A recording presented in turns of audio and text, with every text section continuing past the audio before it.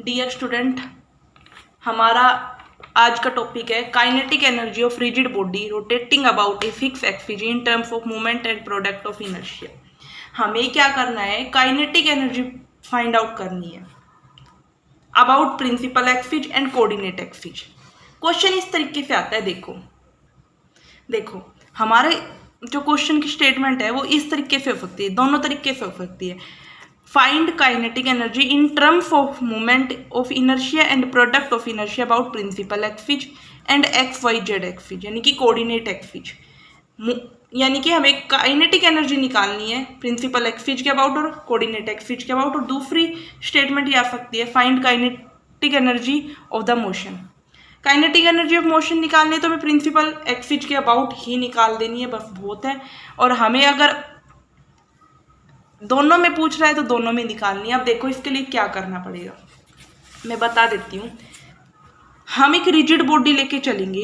Late a rigid body rotate about an axis. एक rigid body है, वो अपनी एक्सिस के अबाउट रोटेट कर रही है थ्रू ए फिक्स पॉइंट। देखो मान लो ये एक बॉडी है, इसकी फिक्स एक्सिस हमारे पास ये है और फिक्स पॉइंट ओ है।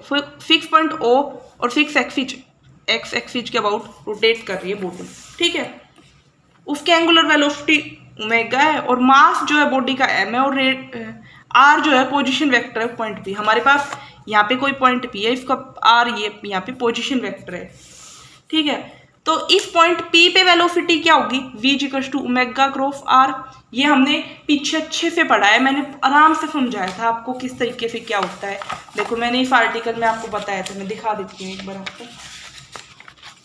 पीछे का जब ये आप आर्टिकल समझोगे ना, angular momentum of rigid body about है, तो मैंने इसमें ये बताया था कि ये जो बॉडी होती है रोटेट करती है फिक्स एक्सिस के अबाउट तो एंगुलर वेलोसिटी से, तो जो वेलोसिटी होती है वो ओमेगा क्रॉस आर होती है। जब आप सेकेंड लेक्चर, थर्ड लेक्चर है हमारे पास, ये थर्ड लेक्चर देखोगे तो आपको इजीली क्लियर हो जाएगी ये बात, उसमें मैंने अच्छे से बता रखा है। तो आप वहाँ से आपको ये बात क्लियर हो जाएगी। वी जो होता है ओमेगा क्रॉस आर होता है। देखो अब काइनेटिक एनर्जी तो आपको पता ही है क्या होती है, 1/2 half m v square. Half m v square पढ़ा है ना, तो काइनेटिक एनर्जी होती है half m v square. Kinetic energy जो है एक पार्टिकल की ले ली तो हाफ एम वी स्क्वायर। अगर पूरी बॉडी की बात करें तो समेशन हो जाएगा, summation half summation m v square. Half summation v square की वैल्यू कितनी, वी स्क्वायर को हम क्या लिख सकते हैं, देखो टी क्या है यहाँ पे, half summation m v square.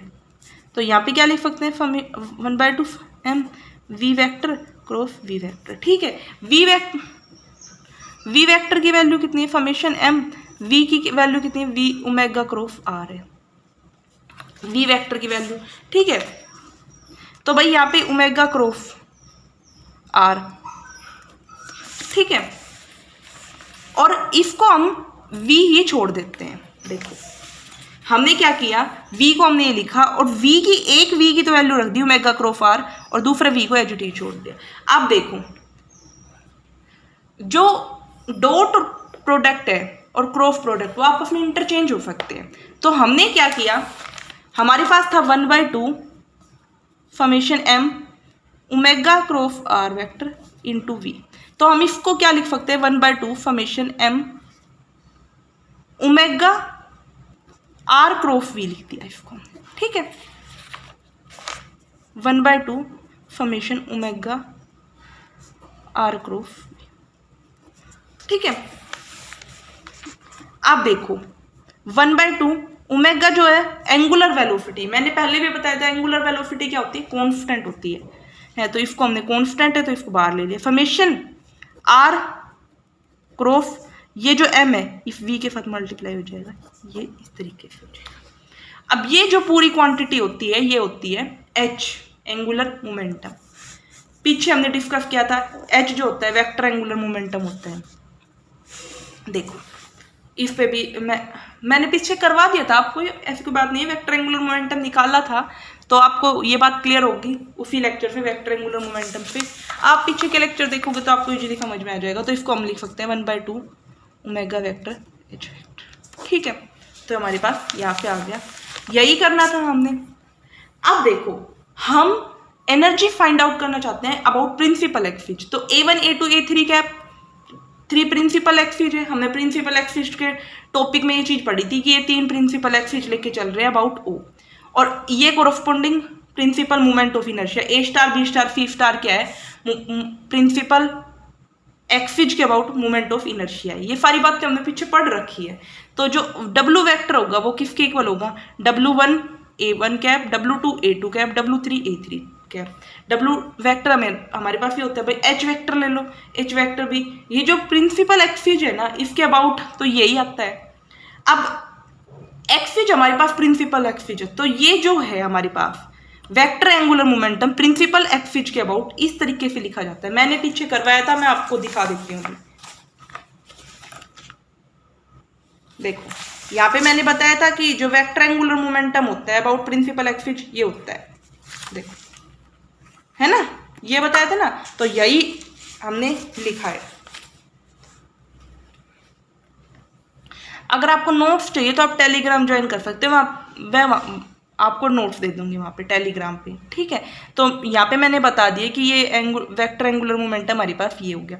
अब देखो काइनेटिक एनर्जी का फॉर्मूला क्या होता है, काइनेटिक एनर्जी होती है half H into omega vector, half H into omega vector, ये काइनेटिक एनर्जी होती है अबाउट प्रिंसिपल एक्सिस के अबाउट काइनेटिक एनर्जी होती है। हाफ H की वैल्यू हमारे पास कितनी है, ये रही, और ओमेगा इसकी डॉट प्रोडक्ट ओमेगा के साथ करो, करना जरा, A स्टार ओमेगा 1 का स्क्वायर, A1 के 1 के साथ 0 1 41, A1 के 1 के साथ 1, A1 के A2 के साथ 0 है, तो यहाँ पे सिर्फ A1 के 1 के साथ, A2 के 2 के साथ और A3 के 3 के साथ हमारे पास ये आ जाएगी।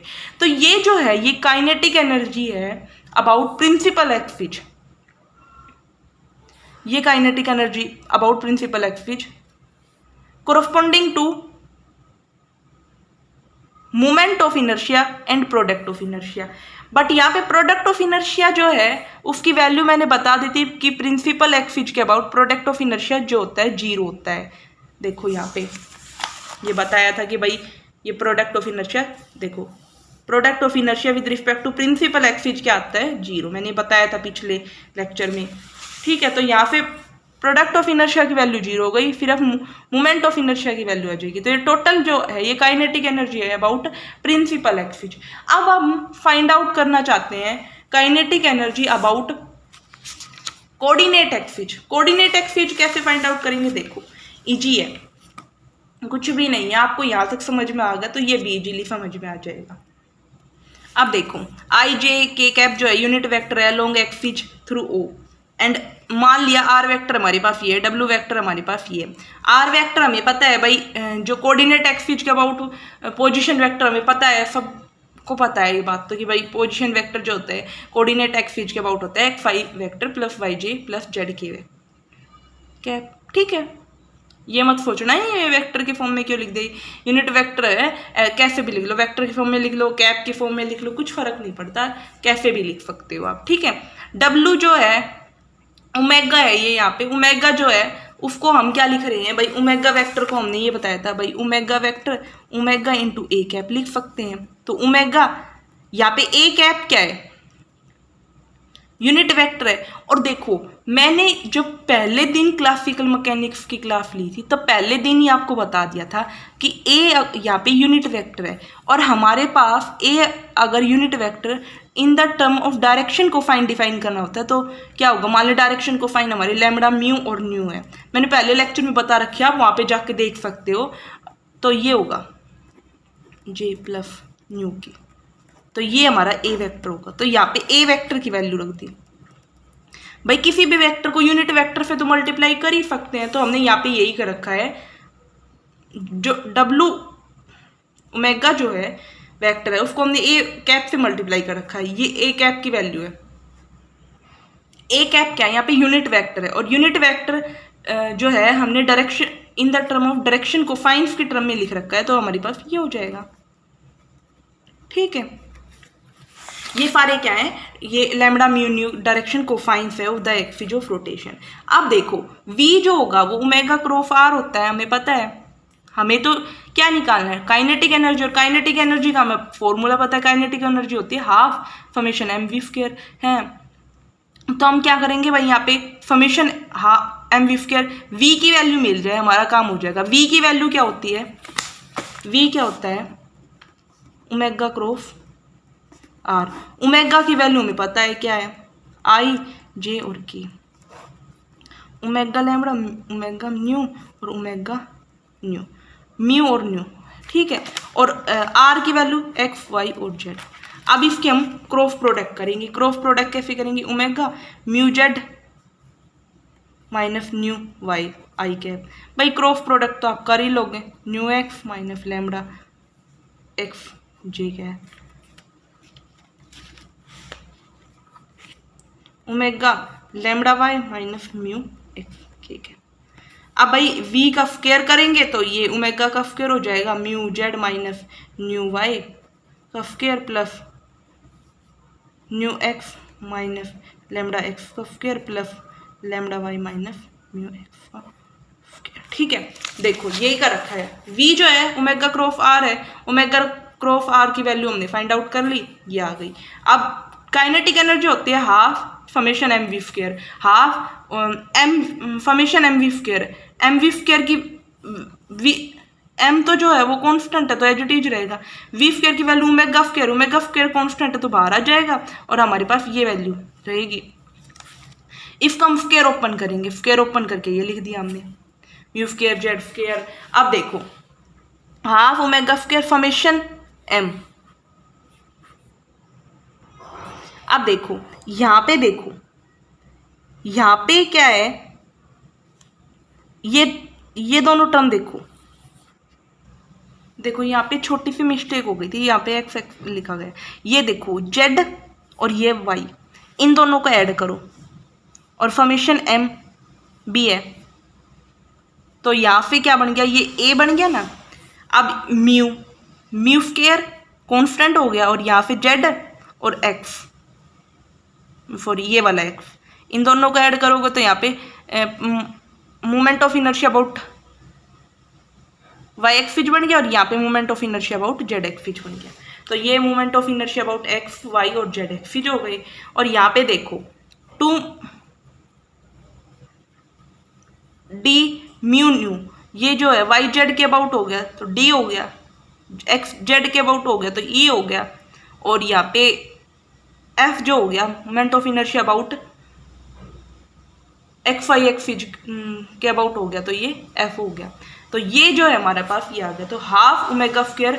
और मैंने पहले लेक्चर में ही बता दी थी ये बात कि ये जो होता है ये total moment of inertia about coordinate about moment of inertia, ये जो है टोटल मोमेंट ऑफ इनर्शिया है in the term of direction cosines and A B C D E F की टर्म्स में ये मोमेंट ऑफ इनर्शिया है। यहाँ पे ए बी सी जो moment of inertia about x is specified by i j k cap, और D E F जो product of inertia है pair of these axes. I जो है moment of inertia about instantaneous axes of rotation के about, ठीक है। तो I hope आपको ये समझ आया होगा। ये जो है ये मोमेंट ऑफ इनर्शिया मैं आपको दिखाती हूँ, देखो आपको फर्स्ट लेक्चर में वैसे मैंने बता दिया था, आप वहाँ पे भी देख सकते हो। ये देखो मैंने ये जो निकाल रखा आई जो है मोमेंट ऑफ इनर्शिया है, पहले दिन ही फर्स्ट क्लास में ही मैंने आपको ये चीज़ बताई थी, इस टॉपिक में बताई थी मैंने ये चीज़, और इसका ये जो आया था ये मोमेंट ऑफ इनर्शिया आया था। तो आई होप आपको ये समझ आया होगा, इसमें नो डाउट आपको कोई प्रॉब्लम रही होगी। तो नेक्स्ट लेक्चर में हम मोमेंटल इलिप्सॉइड, बहुत ही इंटरेस्टिंग टॉपिक मोमेंटल इलिप्सॉइड, इसमें हम कुछ केस डिस्कस करेंगे कि भाई रोड का हम मोमेंट ऑफ इनर्शिया निकालेंगे डिफरेंट टाइप से, कि भाई अगर इस तरीके यहाँ से एक्सट्रीम से पास कर रही है रोड तो लाइन पास कर रही है तो उसका मोमेंट ऑफ इनर्शिया, सेंटर से पास कर रही है तो उसका मोमेंट ऑफ इनर्शिया, हम बहुत केस डिस्कस करेंगे। तो काफ़ी इंटरेस्टिंग टॉपिक है मोमेंटल इलिप्सॉइड, हम नेक्स्ट क्लास में वो डिस्कस करेंगे, नेक्स्ट क्लास में हम वो डिस्कस करेंगे। Thank you for watching video. If you like video then subscribe my YouTube channel. अगर आपको ये नोट्स चाहिए मूवमेंट ऑफ इनर्शिया पे, तो भाई आप टेलीग्राम चैनल ज्वाइन करें के स्टडी पॉइंट, और मैं आपको वहाँ पे नोट्स दे दूँगी। ठीक है, थैंक यू।